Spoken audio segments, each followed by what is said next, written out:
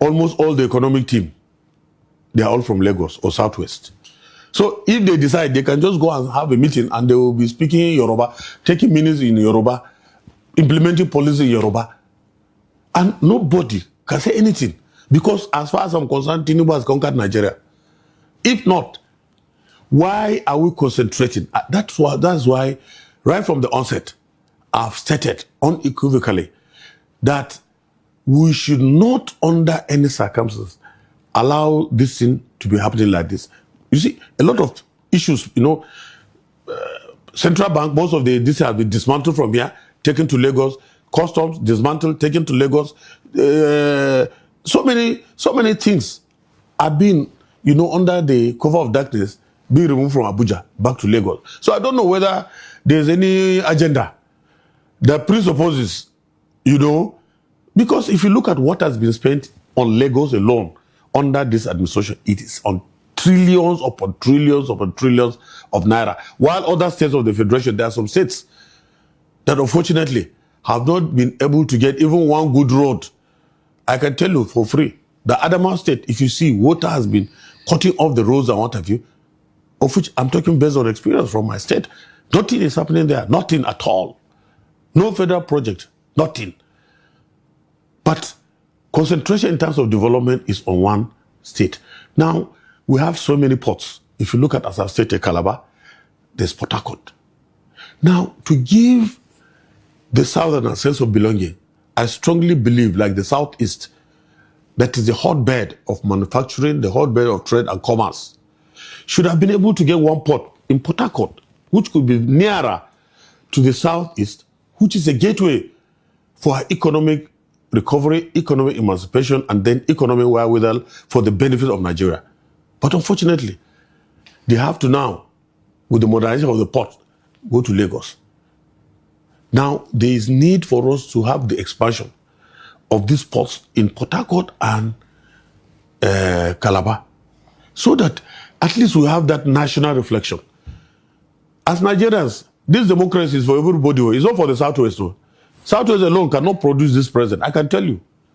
So, Dr. Modibo, this brings me to my next question concerning accountability and transparency. I mean, we're talking about public funds here, and Nigerians,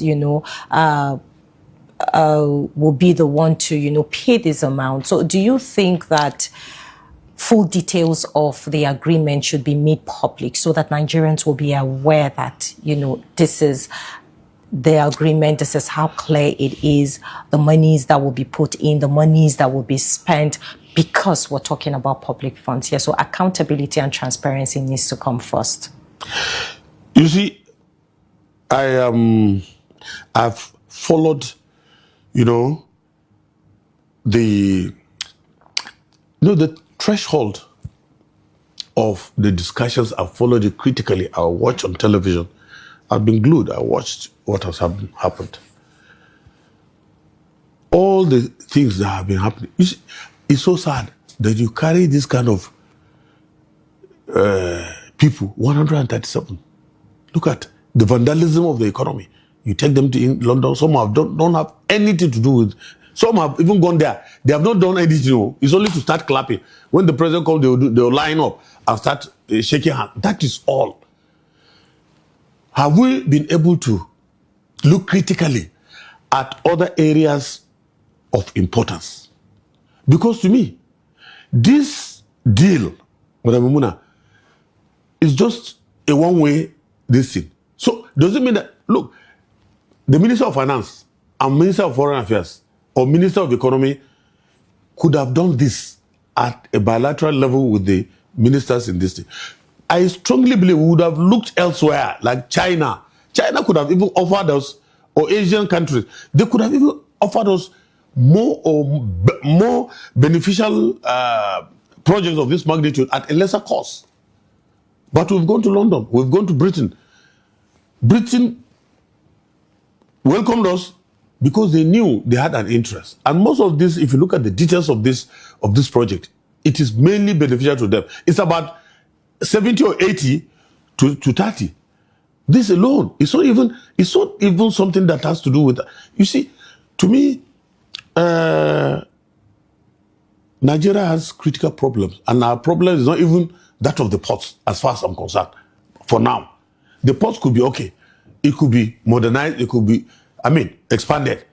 But what are the fundamental silent issues that has to do with governance, that has to do with security?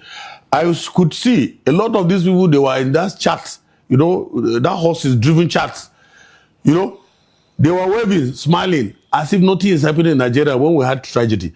With some clowns, coupon clippers, and other who are hired to line up to say, oh, your mandate will start. When they are talking about your mandate will start, whose mandate? And what are they talking about? Because as far as we're concerned, they've not been able to look at Nigeria's issue critically. They should have been able to monitor, they know about what is happening in Nigeria. They should have been able to look dispassionate and tell Mr. President the truth.